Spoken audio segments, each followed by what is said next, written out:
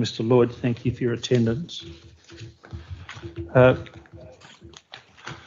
think it would be useful for the court to clarify a number of issues.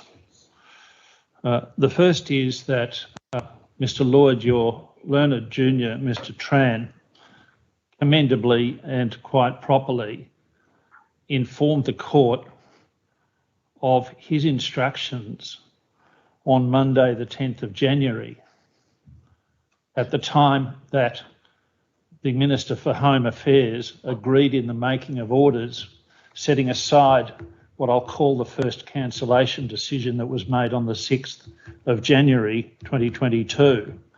What he informed the court was of instructions that the Minister for Immigration, Citizenship, Migrant Services and Multicultural Affairs, as distinct from the Minister for Home Affairs, had under active consideration the exercise of the non-delegable personal power conferred by Section 133C(3) of the Migration Act 1958 to cancel the visa, which was in effect revivified as a consequence of the parties' agreement that the first cancellation decision would be set aside.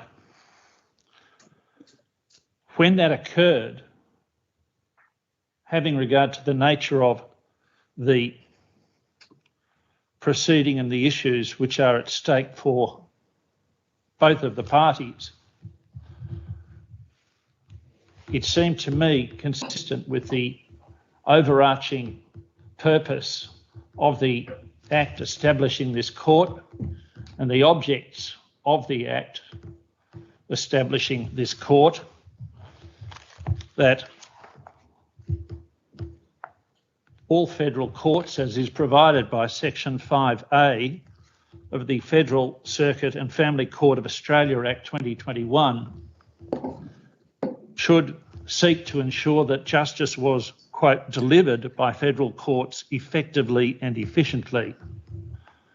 To that end, I invited the parties, in effect, to keep in communication with the court whether any further proceedings were likely, as now seems to be the case.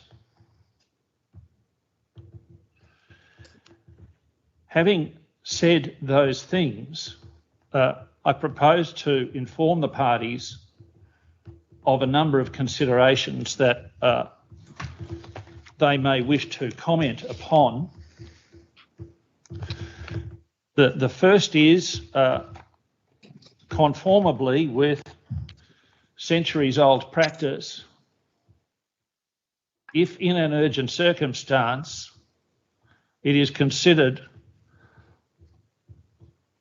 necessary in the interests of the administration of justice to permit a party to make an application in effect before a formal originating process has been filed and served, the court can, upon appropriate undertakings, entertain an application in advance of the proceeding being formally initiated upon an undertaking to file and serve the originating process in formal terms as soon as reasonably possible.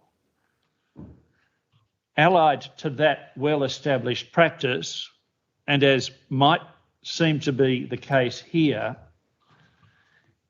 in appropriate cases, the court may also be prepared to accept an undertaking from the parties or one or other of them to file and serve an affidavit which exhibits the material documents at the soonest opportunity.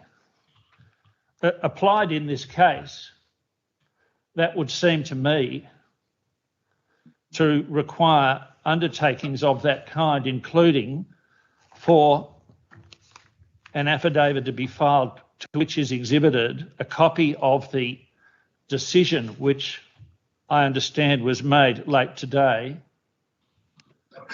together with a copy of the reasons upon which the decision was made. Now, Mr. Lloyd, you may wish to assist me in this way, and that whether you wish to or not is entirely a matter for you. I wish to make that clear. But I have two documents. One is a statement of reasons. The other, which I'm concerned to draw to your attention, is a document which is entitled on government letterhead, if that's appropriate description, a submission. And on page 7, without saying more, can I draw to your attention paragraphs 39 and 40 of that document, if you have it at hand? Do you? I think so, yes. Does it start under the heading sensitivities? Yes, indeed. I don't want to read it. My question, of course, I should, for the sake of clarity, confirm that the appearance that you've announced with your learned juniors is an appearance on behalf of the Minister for Immigration, Citizenship, Migrant Services and Multicultural Affairs. Do I understand that correctly? Yes, Your Honour, you do. Thank you. Having drawn those matters to your attention, Mr. Lloyd, can I draw to the party's attention Section 67 of the Federal Circuit and Family Court of Australia Act 2021? You don't need to call it up. I will summarise the matters which are of immediate concern to me. They establish, as is established in most Australian courts and relevantly this court, an overarching purpose of the practice and procedure provisions which are to be applied by all parties and their lawyers and the court. In summary, the overarching purpose is to facilitate the just resolution of disputes, and I would emphasise the succeeding subparagraphs, according to law, as quickly, inexpensively and efficiently as possible, and to secure the disposal of proceedings in a timely manner. Now, in this proceeding, it appears from the submission that's been provided to me that at least one, if not more than one, important documents from what I might conveniently call the first proceeding have been supplied to your client, Mr. Lloyd, for the purpose of consideration of the exercise of power under Section 113C. That becomes important for a matter that I wish to raise with the parties, but in an endeavour to pay regard to the at least objective of securing the quick, inexpensive and efficient final determination of this proceeding, we have already had submissions on Monday which recognised fully the at least not uncommon experience in this jurisdiction of a succession of appeals. I raised the issue with the parties in that way for this reason. The court is conferred power to consider the exercise of its discretion, of its own initiative, to transfer a proceeding from this court to the Federal Court of Australia. When it does so, by force of section 153, subsection 5, the court may make such orders as it considers necessary pending the order transferring the proceeding being confirmed by the federal court.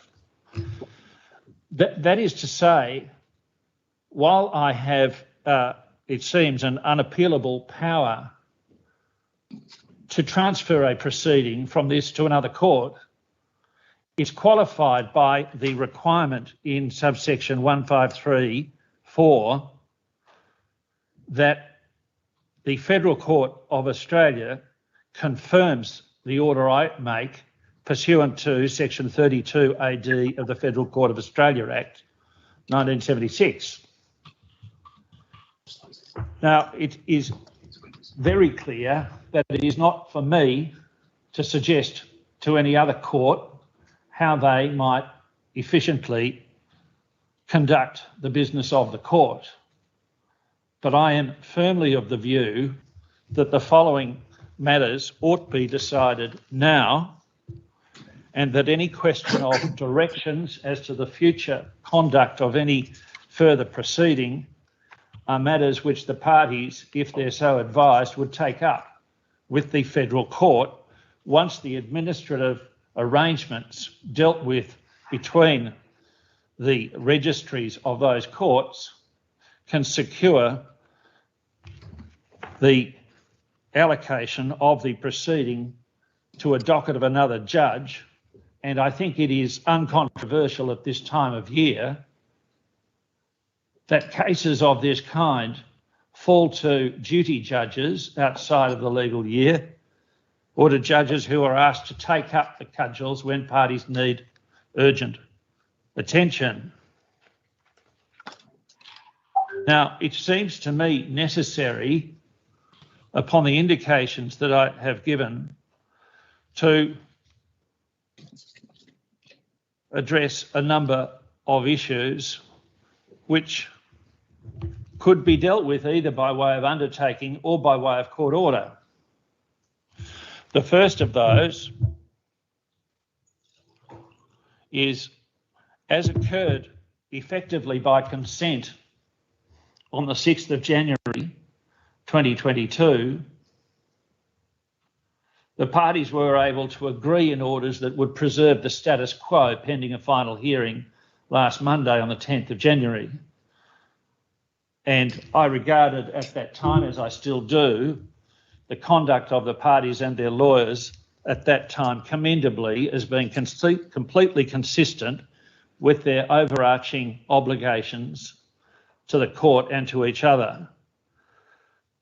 Translated into practical terms, the sort of status quo orders that may be needed or could be resolved by undertaking would include the following, at least topics. One would be to grant a brief interim injunction. I had in mind until 4 p.m. on Saturday, 15 January 2022, or further order, or unless the applicant made a written request of the respondent for his removal from Australia, to effectively restrain otherwise any step for his immediate removal. That's issue one. Issue two, which I may need some assistance about, and the availability of power is a matter of real concern to me, is, at least upon my limited understanding of the matter at this stage, there is in prospect that the applicant has been invited to an interview tomorrow. So what may flow from that, upon the decision having been made today to cancel the visa, is that other provisions of the Act would be engaged, requiring, in effect, the applicant's being taken into custody and his being detained in order that the minister could perform the statutory obligation which is imposed to remove the applicant as soon as reasonably possible from Australia. Now that is an issue where I am concerned about what is actually open to this court and what is, more importantly, not open as a matter of power. Now the four, are as follows.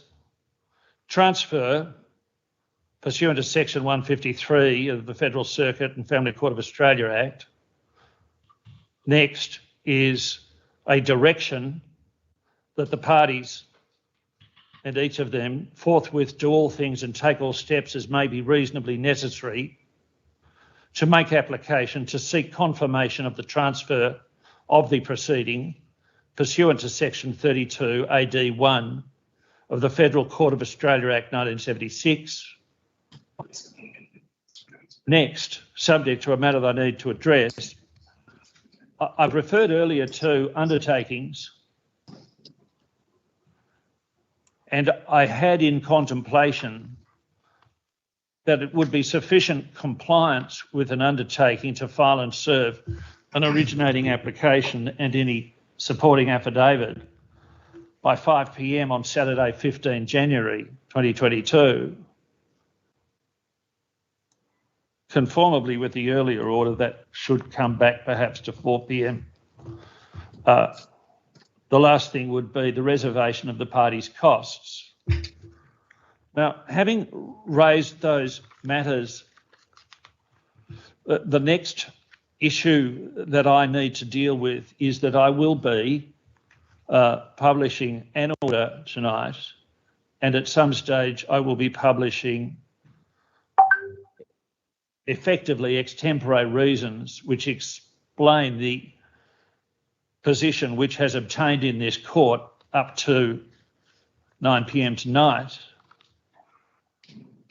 I think, gentlemen, and indeed I hold the view quite firmly, you will all be well familiar with the practice of superior courts to provide a non-tendentious summary for persons other than the parties to the proceeding in order that they might properly understand effectively what all this means in some layman's terms. Now, I am strongly disposed to do that, and it is those matters that I want to raise with you. Now, Mr. Holdenson, do you wish to say anything to the topics I've addressed to this point? Or Mr. Wood? Mr. Wood will address those matters, Your Honour. Thank you. Thank you, Your Honour. First of all, thank you for identifying that list of issues. Can I say at the outset that I do seek leave on behalf of my client, NOVAK DJOKOVIC, to orally apply for relief with respect to the purported decision of the Minister under Section 133C sub 3 of the Migration Act to cancel Mr. Djokovic's visa. Yes. I would seek the usual relief, including certiorari and an injunction restraining removal and a mandatory order requiring his release from immigration and detention, the same relief that was sought in the earlier proceeding. Your Honour, in that respect, I also, on behalf of Mr. Djokovic, make the undertaking to file a formal written application as soon as reasonably practicable. And indeed, we are a little bit more ambitious, I think, than what Your Honour had in mind on timing.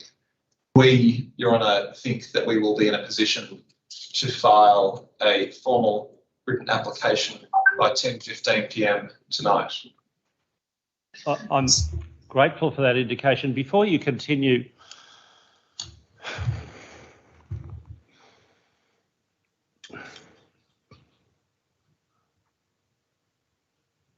on an assumption that a transfer order is made, and I can do that of my own initiative, as I have indicated,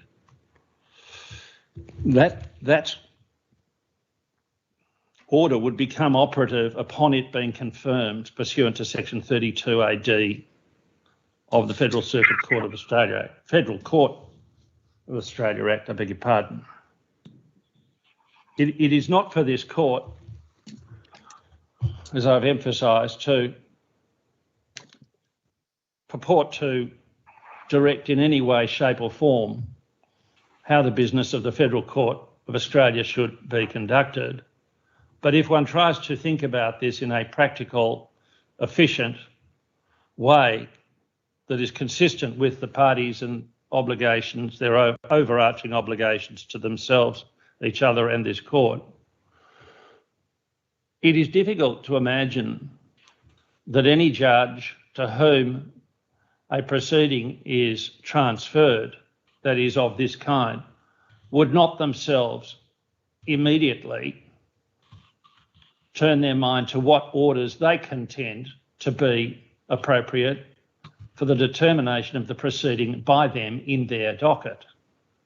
So I'm certainly content to make orders which are driven to the aspiration that you've expressed of 1015, and I'm sure that would be consistent with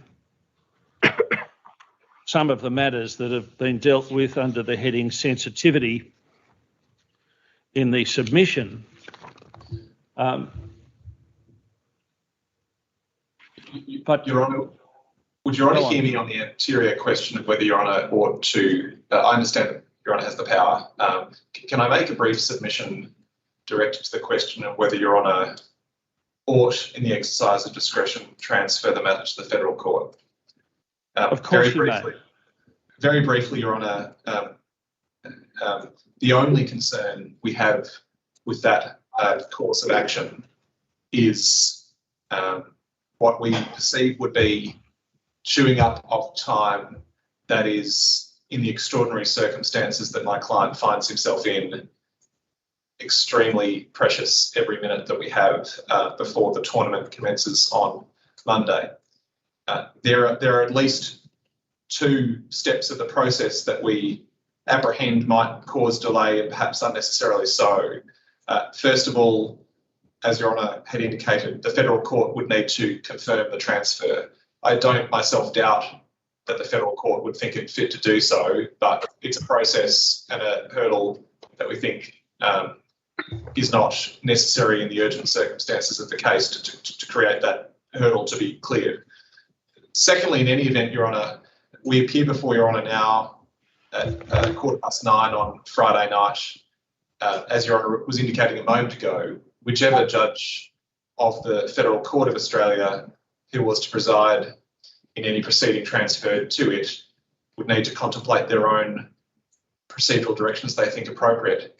Your Honour, we come to you right now, having had these reasons for decision for approximately now 3 hours, with a proposed timetable.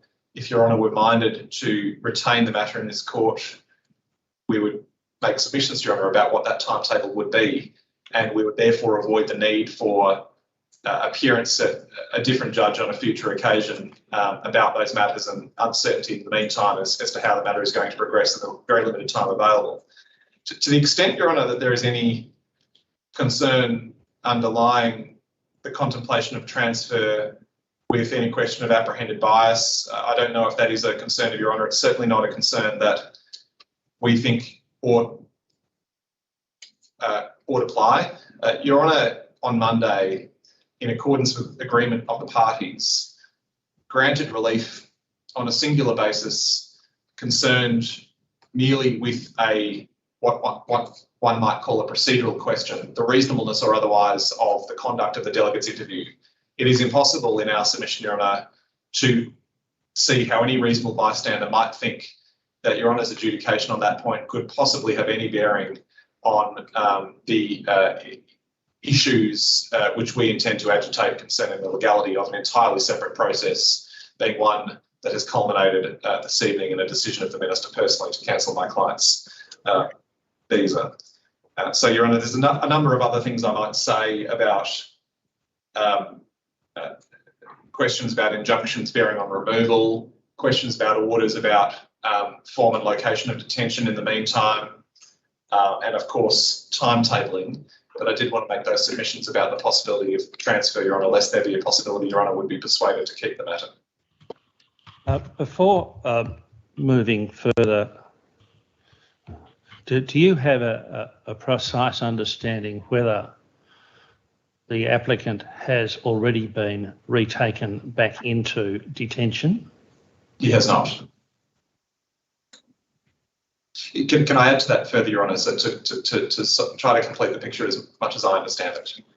I understand that a lawyer, not Mr. Lloyd, but a solicitor from the Australian Government Solicitor has advised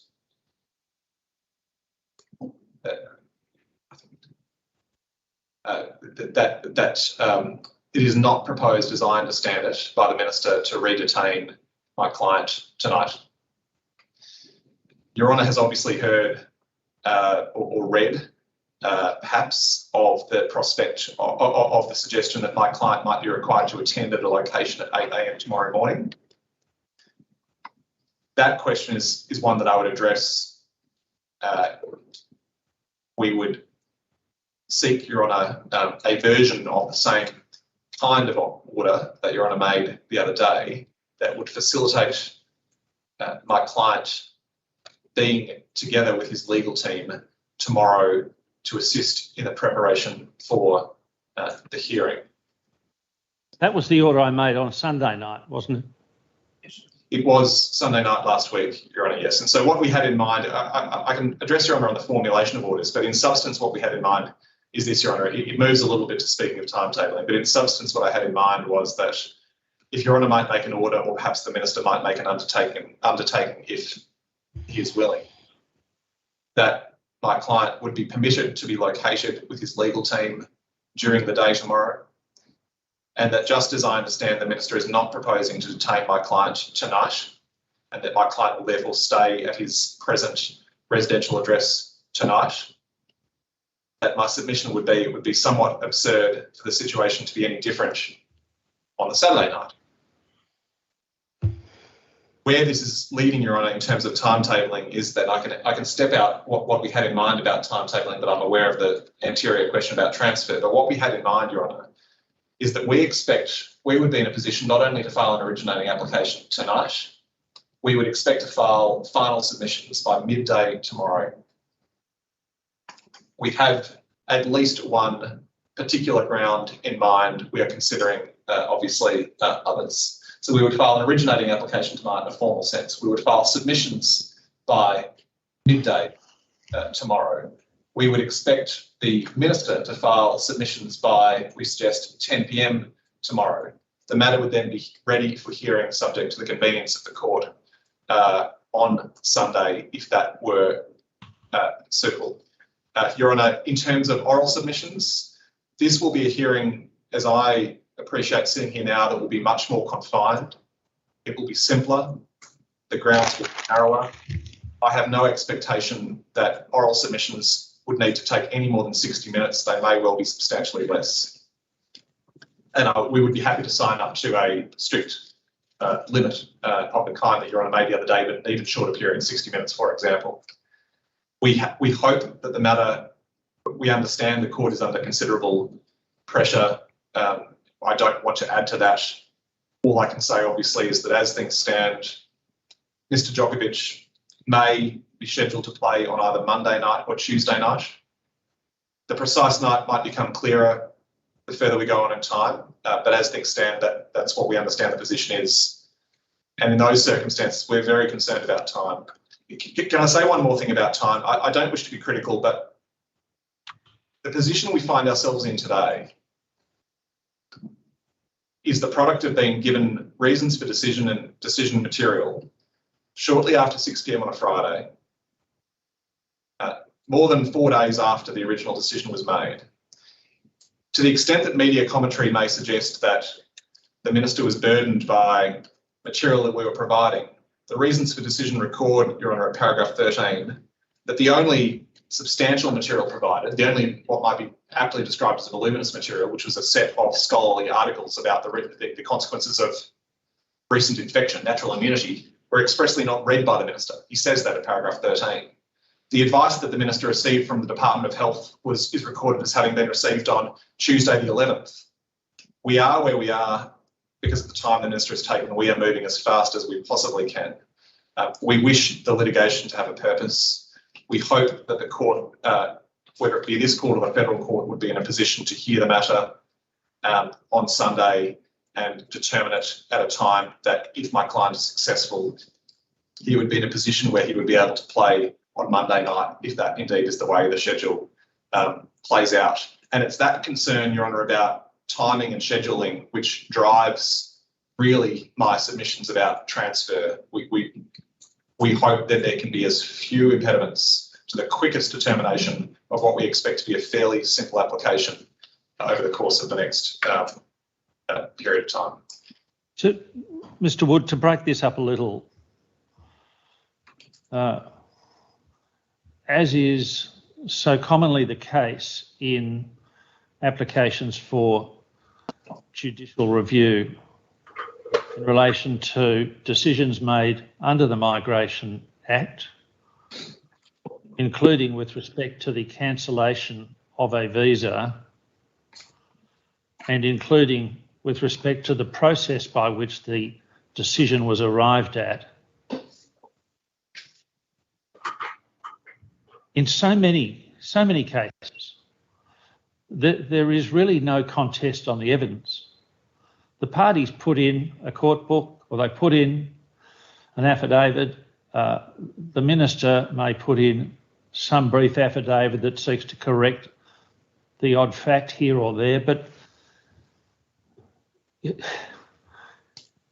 it would be absurd for me to suggest, with the counsel representing both the Minister and the applicant in this case, that they do not very, very well understand the nature of judicial review and the very limited nature of the jurisdiction which this court has to quash a decision, which requires in substance that a jurisdictional error is demonstrated and that the error is demonstrated to be material such that the court is persuaded to exercise its discretion to grant relief of the kind you foreshadowed. Now, do you apprehend at any level at all, I'm not tying you to this, can you see any reason why the evidence in this case could not be as confined as I've described it, or whether there is any tendentious issue that separates the parties? No, Your Honour, I don't presently expect that there will be evidence beyond the reasons which will be critical and the submission, including the annexures that were provided to the Minister. There may well be debate, Your Honour, about the inferences to be drawn from reasons, but that is typical, and it's always the case. It's always the case. Not only do I not expect there to be cross-examinations, subpoenas, anything of that kind, Your Honour, but as I sit here now, and we expect that the nature of the legal grounds that we are presently formulating will be simpler and fewer than those that were agitated with respect to the first purported decision. I am quite confident where I sit now that this will be a matter that can be prepared quickly and heard and determined quickly. Mr. Wood, you've touched a couple of times now upon how narrow the ground or grounds will be in contrast with what was to occur on the last occasion. Are you able, even in the most general terms and without confining you to this description at any point in the future, simply to inform the court what the intended or currently proposed ground of challenge is to be? Certainly, Your Honour. There is one, and I'll call this for the sake of discussion ground one. We, of course, are contemplating actively whether there are other points we wish to agitate. But let me articulate what I expect to be a central feature of our case. Has Your Honour, and I'll keep this brief, but just so Your Honour understands, has Your Honour had the opportunity to read even briefly the reasons of the Minister? The most exaggerated answer I can give is slightly. Yes. Let me put it this way, Your Honour. The reasons of the Minister stand in stark contrast to the reasons that were promulgated by the delegate at the airport. In substance, and without pretending to be getting this perfectly right, the delegate at the airport was saying Mr. Djokovic is not fully vaccinated, and for that reason, and perhaps because he breached a determination, he posed a risk to the public in a direct sense. In other words, he may infect other people because he's not vaccinated. The present set of reasons is starkly different. Let me explain why, Your Honour. In the present case, what the Minister does is, in substance, to assume in Mr. Djokovic's favour every single fact, if you like, that might have been an issue previously. So it's the Minister finds or assumes that Mr. Djokovic has in all respect complied with the law. That's paragraphs 15 and 45.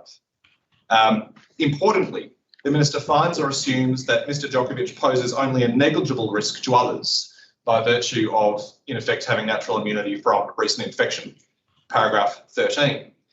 The Minister finds or assumes in Mr. Djokovic's favour that, moreover, Mr. Djokovic has a, quote, medical reason for not being vaccinated. The Minister finds that Mr. Djokovic is of good standing, and it's trite that Mr. Djokovic is a... Point in a nutshell, Your Honour, is this. Point in a nutshell, Your Honour, is this. The Minister was making a binary decision.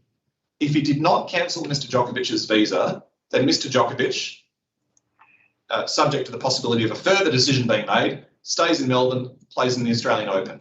It's present here, and whatever, in terms of what excitement that may lead to in the anti-vax community, that would be the case. The binary alternative is that the Minister cancels Mr. Djokovic's visa.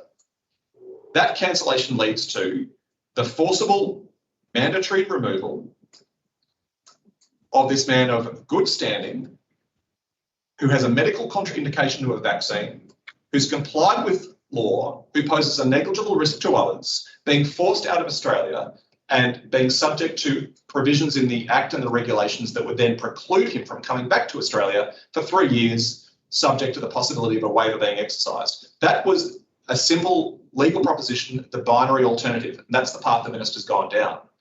What seems to us, Your Honour, at the moment, as presently advised, but we are considering it in detail, is that the clear jurisdictional error of the Minister is this, and it might be explained as irrationality.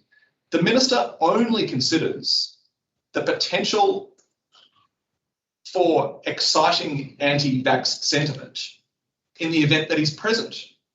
But the binary alternative of forcibly removing this high-profile,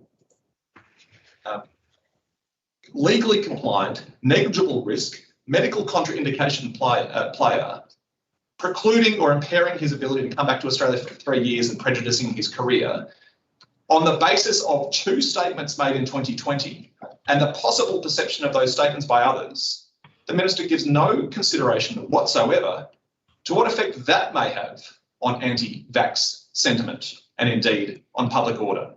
And we say, Your Honour, as we presently sit here, that seems patently irrational. When there are only 2 binary options and the Minister only addresses the potential anti-vax sentiment excitement on one, but not on the other, he has no rational basis to say that the decision that he then makes is one which is apt to generate unacceptable or greater amount of anti-vax sentiment that clearly he's trying to minimise. That's the point, Your Honour. It's quite simple. Now, there are a range of other matters that we are obviously giving active consideration to. There is a this is not complete. There is a finding at 22 Roman 2 for which there is simply no evidence. So at 22.2, the Minister relevantly says that there are, quote, media reports that some groups opposed to vaccination have supported Mr Djokovic's presence in Australia by reference to his unvaccinated status. Attachments K and L are referred to. In the time we've had available, there is no reference whatsoever in either of those media reports to Mr Djokovic or his supposed position on vaccination. And indeed, the vast bulk of the events to which those media reports and so forth relate happened in December 2020 and earlier, before Mr Djokovic had even arrived in Australia. So there doesn't seem to be any evidence for that positive finding. There is at least one further point that we are reflecting on, which is, if you're and I can take Your Honour back to paragraph 18. It's paragraph 18, just bear with me. All right, but look, I think I've probably given Your Honour enough flavour of the 2 points I've mentioned. Mr Hartley rightly probably tells me we need to think a bit more carefully about other points, but we at least have those. So, Your Honour, just reflecting, and I appreciate Your Honour's been hearing this from me orally. It hasn't been assisted by documents, and indeed hasn't had a real opportunity yet to digest the Minister's reasons. But I think Your Honour would have heard enough to appreciate that that first point that I've discussed is not complicated. It's simple. That's not to say we are supposing we will succeed, but it is a question largely of inferences to be drawn from the Minister's reasons and questions of essentially rationality and perversity in the approach to decision making. I hope that assists Your Honour on the grounds that we're contemplating. Thank you. Anything further? I would have things to say, Your Honour, about removal, detention, and I've indicated timetabling, but I think to some extent those matters may depend on the question of transfer that I've addressed. Mr Lloyd. Thank you, Your Honour. In relation to the points you raised, taking them in order, we obviously have no issue with my friends making an oral application or relying upon documents before they're in an affidavit for the purposes of the oral application. In relation to the point of a transfer, my client doesn't oppose it. We're not asking for it either, but we don't oppose it. Thank you. In terms of my friend's proposal that they could, in effect, prepare their case by midday tomorrow and we would have till 10 p.m. tomorrow, we would be able to accommodate that. Thank you. With a view to a hearing on Sunday morning. In relation to the question of removal, my client is prepared to undertake not to remove until the end of these proceedings, but before Your Honour, or if transferred before the federal court. Did I understand you correctly to mean wherever the substantive proceeding is determined, your undertaking would operate? That's so. Thank you. And then on the question of detention, as I understand, there's been some discussion, I don't know between who and who, but... Yeah, look, Mr Lloyd, I think you and Mr Wood have been careful to try to avoid trenching on ground which is not the subject of any evidence before me. And given the undertaking to which you've referred, and I should perhaps, if it's possible, to draw an inference from it, given the way in which the parties have conducted themselves to this point, I would be most reluctant until the position is clarified to be asked to make any sort of determination about detention. Do you want to say anything about it? I don't even think my friend has asked you to make anything about determination. Maybe he will come to, but I didn't understand him to. I was just going to say that there has been some agreement, as I understand it, that Mr. Djokovic will not be detained will not be detained tonight, on the condition that he attends my client's offices in Lonsdale Street at 8 a.m. tomorrow morning. Can I ask this question, Mr. Lloyd, just so that we are sure that we're considering this issue from the same perspectives? A matter raised by Mr. Wood, as I understood him to describe the type of relief to be sought in the originating application once filed, he described quite understandably as being framed in the orthodox terms for certiorari and so forth. And he added that he would be seeking an order against or in respect of detention. But when he said it, so there's no doubt, as I understood him, he was conveying that that interim relief would be included in the application on an assumption that it would become the subject of an application if detention became a live issue. That was put perhaps a little unclearly, but I hope you have the gist of what, at least I understand, is being suggested. I had understood my friend was saying that his relief would be for a final injunction for release from detention. And obviously, if they're successful, we understand that. I don't understand that they're applying for any interlocutory injunction for release from detention, and I don't think they can. No, thank you. And that was the PowerPoint, if I can describe it that way. I was worried about what might occur, and if it's only final relief, then it is. So all I was explaining is that my understanding of the arrangements are that Mr. Djokovic should attend our offices at 8 a.m. tomorrow, and he wouldn't be detained before then, and that if there's to be a hearing, he would be brought to his solicitor's offices for the purposes of the hearing, and under the Act, and I have no reason to believe this wouldn't be the case, there's a requirement to ensure that access to lawyers in some suitable form is required. It has to be provided when you're in detention. So he should have access to his lawyers even if he is detained at 8 a.m. tomorrow. So I suppose the only issue is in relation to that. But so far, my friend hasn't made any application in that regard. He's just said what he would like, and we're saying that what we understand will happen is that Mr. Djokovic will attend our offices at 8 a.m. tomorrow, and those officers will do what they do in relation to detention, but will comply with the Act as they are required to do in relation to access to lawyers. I'm not sure, in terms of, I think my friend might have mentioned in passing time limits. I mean, if their case is only going to take an hour, I'm sure we will finish within the day, but we're not attracted to predetermined time limits before we even know what the grounds are. So we would oppose that if there's any suggestion of that. But if their case is roughly an hour-long case, I don't imagine there would be a problem in it finishing, reasonably tidily. Thank you very much, Mr. Lloyd. Thank you.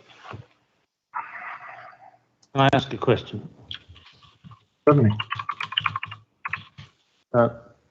On Monday, Mr. Tran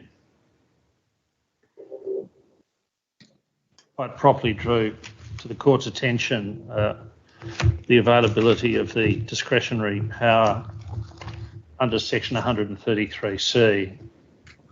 And the text of paragraph A and paragraph B, at least at first sight, well, not at first sight, in fact, identify that the power of cancellation is open to be exercised by the minister, but turns in the first instance upon ministerial satisfaction of the matters in both A and B. You agree with that much? 133C3A Yes, the power arises only if the minister is satisfied of the two matters in A and B. Yes.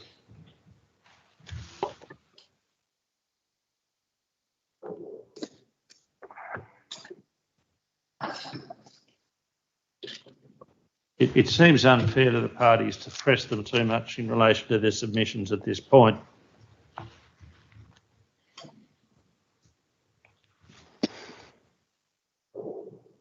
Mr. Lloyd, as I understood the challenges being raised in relation to the first decision, beyond the challenge grounded on a denial of procedural fairness, the primary grounds seem to be more directed to the existence of any actual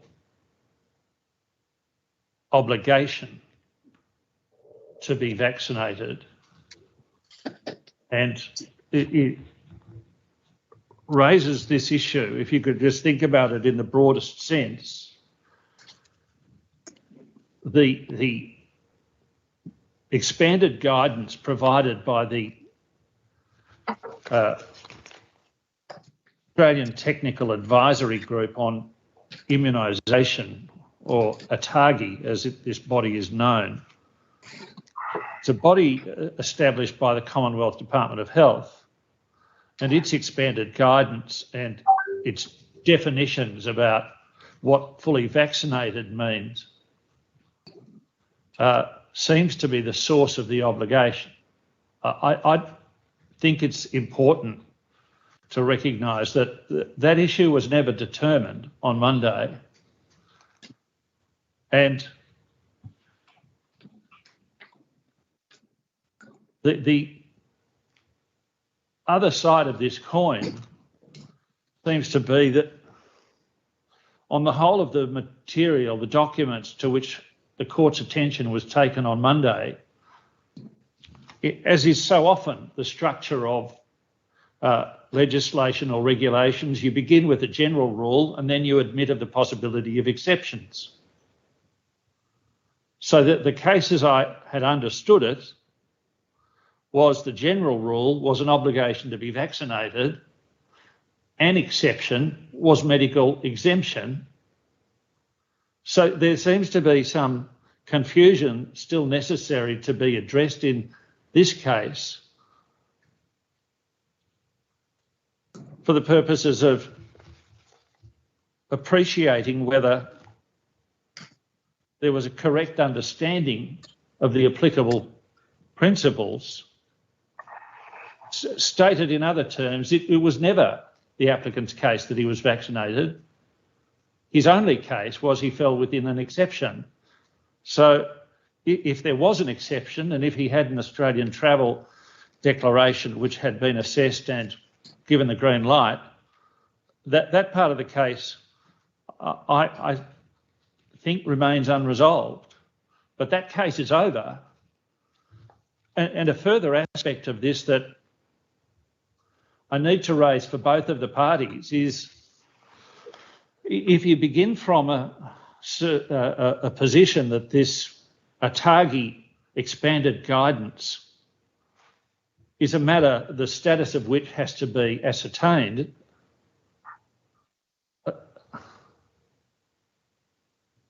I know it's probably completely obvious to you, but I feel obliged to point it out to all parties. Probably because if I'm to take judicial notice of it, I have to tell you about it. Sorry. I'll just finish because the last thing I wish to say. It seems to me the court is entitled to take judicial notice of the fact that the outbreak of this COVID pandemic has had a very, very significant impact worldwide and in Australia, including in particular on the Australian economy, including in particular on its peoples, including in particular on their livelihoods and their physical and mental health, and that all of these matters are matters for government policy. And I just wonder whether this is effectively an important foundational aspect of this case. Well, can I say, in respect of that, I mean, obviously, as Your Honour will know, I wasn't in the matter on Monday, but that matter was a cancellation, which, as Your Honour knows, was set aside. That decision is over. In fact, that entire matter is over. This is an entirely fresh application and a new. I have said that. And the Minister has, I would agree with Mr Wood, at least to this extent, that the Minister has his own reasons for his decision. And Your Honour will be asked to consider the validity of those reasons, and they won't turn on the same issues as the earlier case, because they are posed differently, and they're not, the same issues don't arise. Thank you, Mr Lloyd. Mr Wood, anything further? Only just two brief points, Your Honour. So on that ATAGI point, to explain how it doesn't arise here, Your Honour, if you take paragraph 15 of the Minister's reasons, consistent with what I was saying earlier about the Minister's radical new approach, where all of the issues that mattered to Monday's hearing no longer matter. So at 15, dealing with ATAGI, the Minister says, I will assume that Mr Djokovic entered Australia consistently with ATAGI documents. I'm aware there was a dispute about this in the Federal Circuit Court in relation to the delegate's decision. For present purposes, I'll assume that Mr Djokovic's position is correct, rather than seeking to get to the bottom of this here. So in other words, in substance, the Minister says consistently with a broader approach, assume that Mr Djokovic did tick every box, that he was exempt, that he poses no risk of infection himself to others, and so forth and so on. That there was no problem with declarations and the like.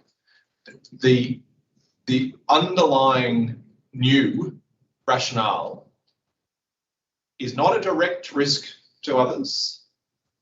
It's that Mr Djokovic being in Australia, in Melbourne in particular, by being here, will excite anti-vax sentiment. That's the point. Radically different approach. Now, on the only other matter I wanted to mention, Your Honour, is just to be clear about the detention point. Yes, we are seeking, by way of final relief, an order for immigration detention. No, and I agree with Mr Lloyd, I can't tentatively ask Your Honour to order that Mr Djokovic be released into the community pending the determination of the case. I accept that the Minister has purported to cancel his visa, and an officer could therefore reasonably suspect that he's an unlawful non-citizen and thereby detain him under 189. Of course, we say the decision is affected by jurisdictional error, but I don't say that undermines the capacity of an officer to reasonably suspect that he's unlawful and therefore detain him. The point, however, is that immigration detention in the Act is a flexible concept, as Mr Lloyd knows, and indeed, when Mr Djokovic attended my solicitor's offices at the hearing on Monday, he was, despite being here rather than in the Park Hotel, in immigration detention. He was in immigration detention because there were ADF officers in the building ensuring that he didn't leave the building. Now, all that we say about detention on an interim basis is that we understand, point one, that the Minister does not propose to detain Mr Djokovic tonight. So the first, and by detain I mean take into held custody. It's contemplated clearly that happened at 8 a.m. tomorrow morning, and indeed Mr Lloyd referred to a particular location in the CBD. The point I wish to make is that, particularly in circumstances where Mr Lloyd acknowledges and is referring to Section 256 of the Migration Act, the right of Mr Djokovic for access to his lawyers. And point two, if it's the case that this court or the federal court will hear this matter on Sunday, as both parties, I think, now contemplate. More accurately, hope. Hope. And in light of the significant practical difficulties that we encountered while Mr Djokovic was at the Park Hotel and getting instructions from him previously, we do think it would be appropriate for the court to make an order that not only ensures that Mr Djokovic can be detained with us during the hearing on Sunday, if that's when it occurs, but that indeed, given that there will be 1 day preparing for that hearing being tomorrow, that Mr. Djokovic could also be detained with his lawyers tomorrow, rather than going through the somewhat pointless process of being detained with a potential media circus at 8 a.m, taken to some unknown location, only then to be brought back within 24 hours, potentially for another hearing. It all seems rather more kerfuffle than is necessary or appropriate, particularly when the Minister doesn't propose to detain Mr. Djokovic tonight. So there seems to have been some accommodation by the Minister. We're not quite sure why that wouldn't extend to sensible accommodation tomorrow. Sunday. And into Sunday, obviously. So tomorrow during the day at specified location where the lawyers will be. Tomorrow night, we see no reason why that wouldn't be the same regime as tonight. Sunday, with his lawyers at the hearing. Opposed, Mr. Lloyd.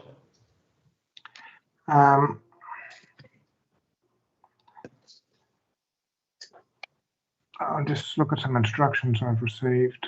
I hope so.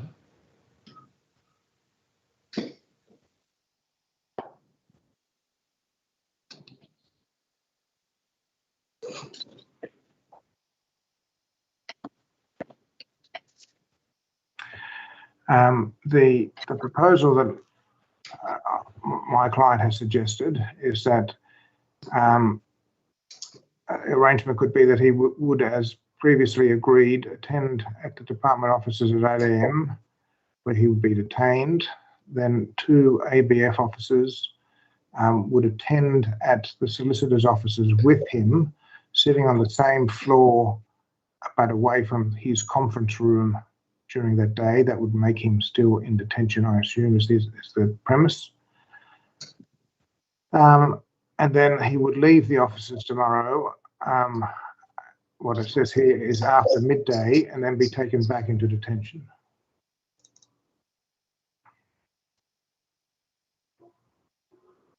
And thereafter, your client would be adhering to its earlier stated position that the applicant would also be present at the offices of his solicitors on Sunday if a hearing was held on that date.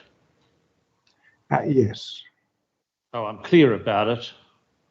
No detention tonight or overnight. 8 a.m. at the offices of your client, detained.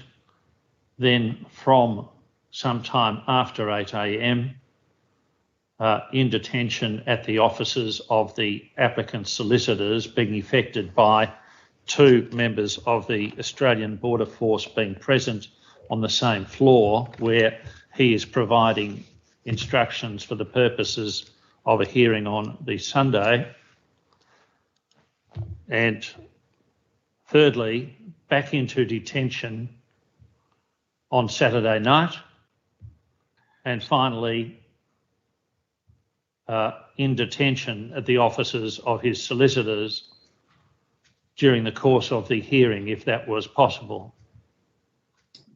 Yes, although I perhaps indicate that the current instructions I have is that he'd be taken to his solicitor's office to assist them to prepare their submissions up until midday, and then he'd be taken back into detention thereafter and for Saturday night.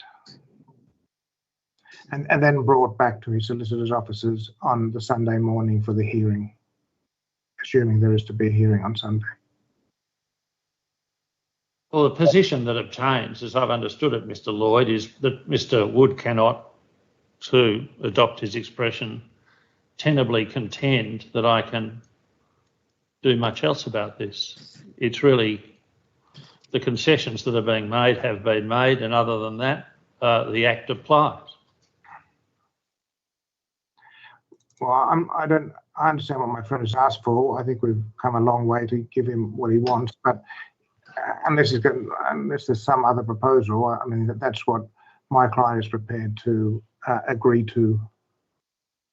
Well, it is not in any sense intended to be any sort of criticism of the respondent. The fact of the matter is that the Act contains the provisions it does, and it imposes affirmative obligations once a cancellation decision has been effected.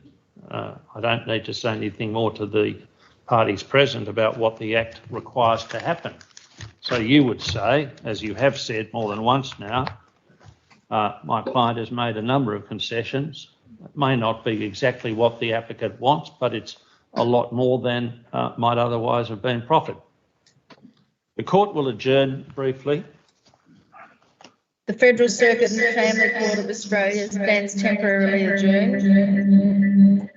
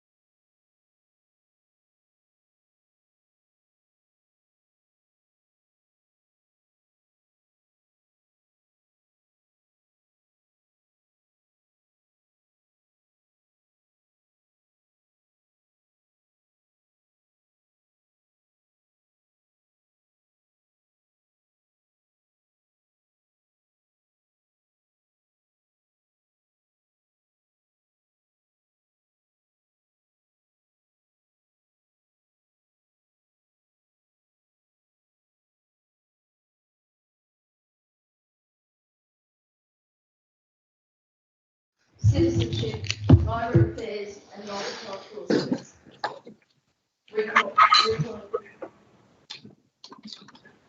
The orders of the court are as follows.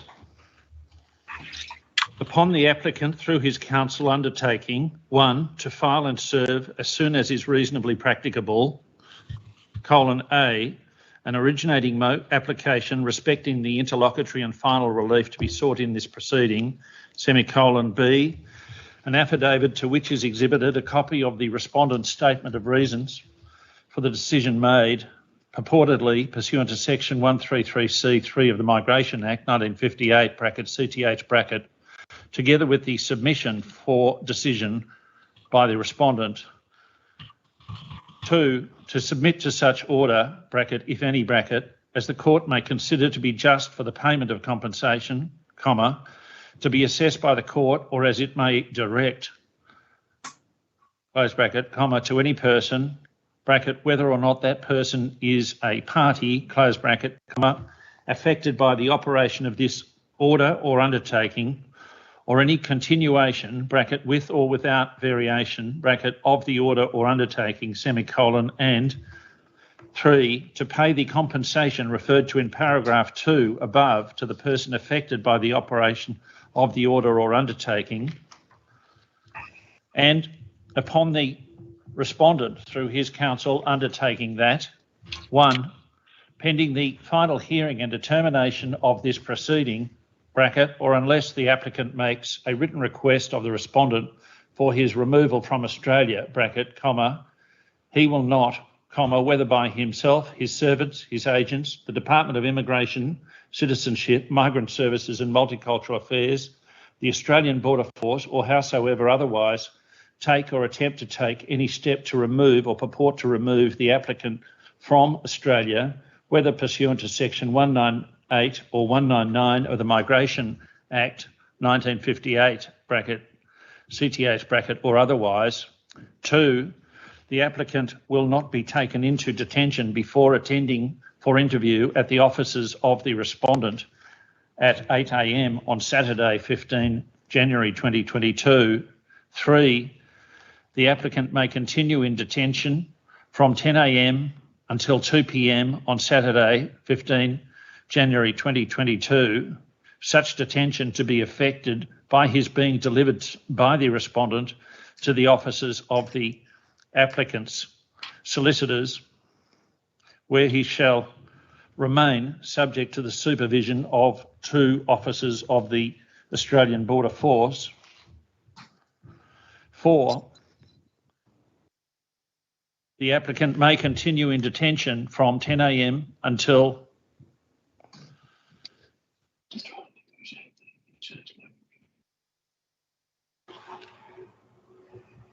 from 9 a.m.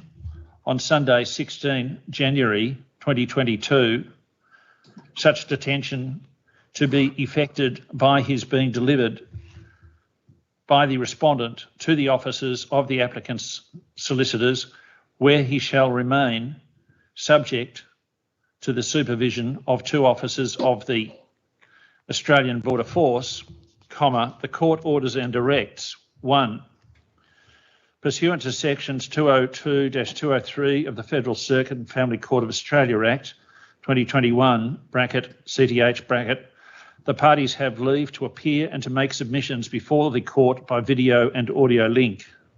2, the applicant have leave, now for then, to make oral application for judicial review of the decision of the respondent made purportedly pursuant to section 133C3 of the Migration Act 1958, CTH, to cancel his temporary activity, subclass 408, visa. 3, subject to paragraph 4 of this order, pursuant to section 1531 of the Federal Circuit and Family Court of Australia Act 2021, CTH, the proceeding be transferred to the Federal Circuit Court of Australia. 4, the parties and each of them forthwith do all things and take all steps as may be reasonably necessary to make application seeking confirmation of the transfer of the proceeding pursuant to section 32 AD 1 of the Federal Court of Australia Act 1976, bracket CDH bracket. Now, gentlemen, my understanding of the administrative arrangements of the courts is that it will be for the registry of this court to arrange transmission of this order, and that it will be then a matter for the Federal Court of Australia to deal with the parties.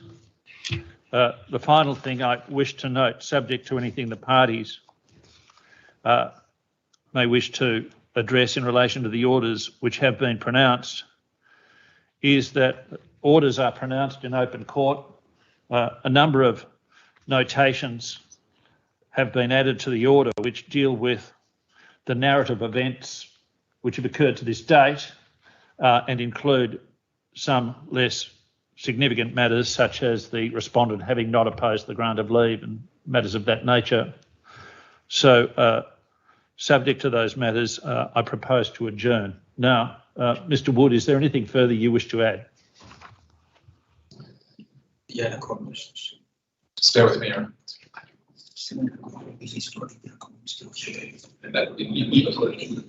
Your Honour, I appreciate Your Honour has made orders.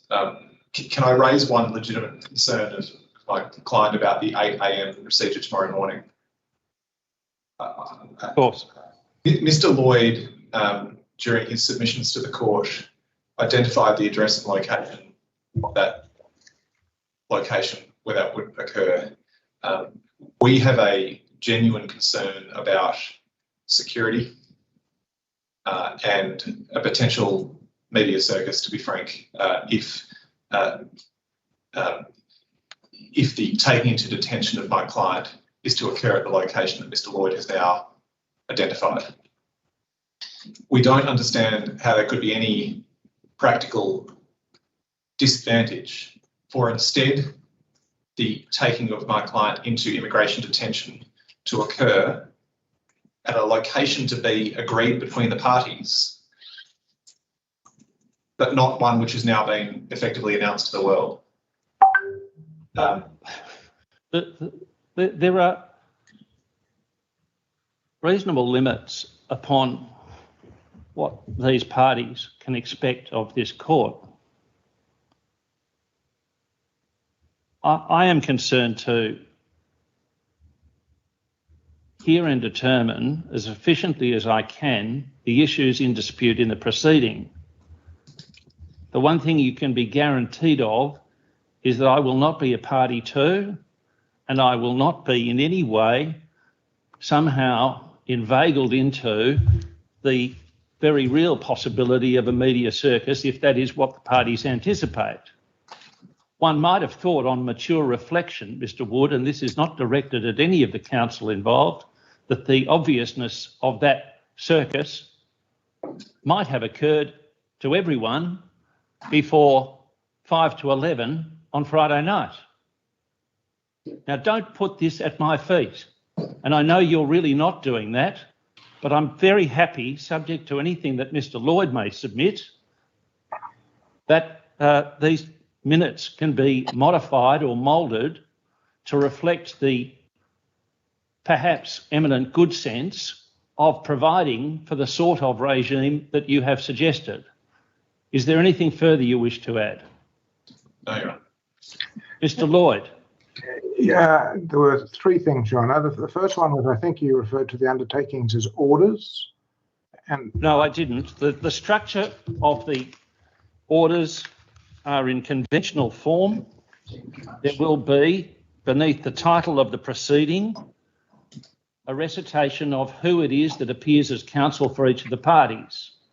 And then beneath that, Part A will be a recitation of the applicant's undertakings. Part B will be a recitation of the respondent's undertakings. Part C will be the orders and directions, which I have made by paragraphs 1 to 5. And the final part will be a series of notations which hopefully will make these orders more readily comprehensible by those persons in the public, both in Australia and internationally, able to recognise what has happened to this point. Thank you, Your Honour. Well, that's I have no difficulty with that. The second thing was, when you read them out, I thought I heard you say that it was transferred to the Federal Circuit Court. Obviously, you mean the Federal Court. I just wanted to... Well, if I said that, it certainly wasn't my intention. The order that I pronounced pursuant to section 1531 of the relevant act was that the proceeding be transferred to the Federal Court of Australia. Thank you. And then the third matter, which is really to pick up on Mr. Wood's matter, is about the arrangements for detention. I think there has been discussions between the parties. We are content if Order 2 is not pronounced and the detention arrangements can just be agreed between the parties. If Mr. Wood's side is happy with that, then that can be resolved. There seems to be... I understand that. That's a very helpful submission, and to collapse those various undertakings respecting detention, I will simply add a notation that arrangements respecting the issue of detention from this moment until the hearing and determination of the proceeding, wherever that may be, has been the subject of agreement between the parties. Is that accurate? It's not accurate, Your Honour. It's not accurate. There's been no agreement, is my instruction. The only thing that I'm requesting... You can't ask me to broker this. I'm going to stand the matter down for another 5 minutes, and you can tell me distinctly what is or is not agreed. Otherwise, I will simply make orders. Adjourn the court. Federal Circuit and Family Court of Australia stands temporarily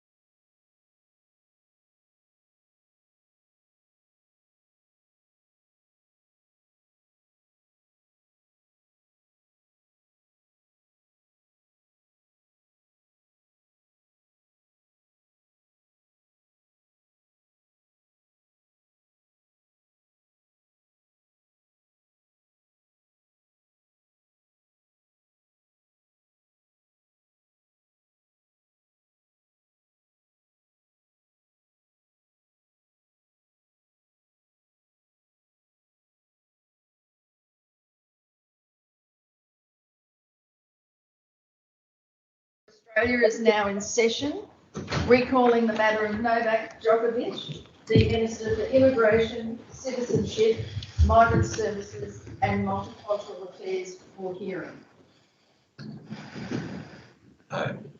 Yes, Mr. Wood. Your Honour, I think I can say that it's agreed between the parties, if Your Honour is willing, to amend the order where Your Honour's order refers to an address in Lonsdale Street, to simply add the words after it or any other location agreed between the parties. You agree with that, Mr. Lloyd? That will be fine. Thank you, Your Honour. Thank you. We do. Is Your Honour hearing me? I can hear you very clearly. Thank you. And I express to the parties and their counsel the court's gratitude to the significant efforts which have been demonstrated by them this evening in seeking to advance the progress of the matter, at least to the extent that that has been achieved. I will publish extempore reasons tomorrow morning which explain how we have arrived at the orders which have been made. Adjourn the court. The Federal Circuit and Family Court of Australia stands adjourned.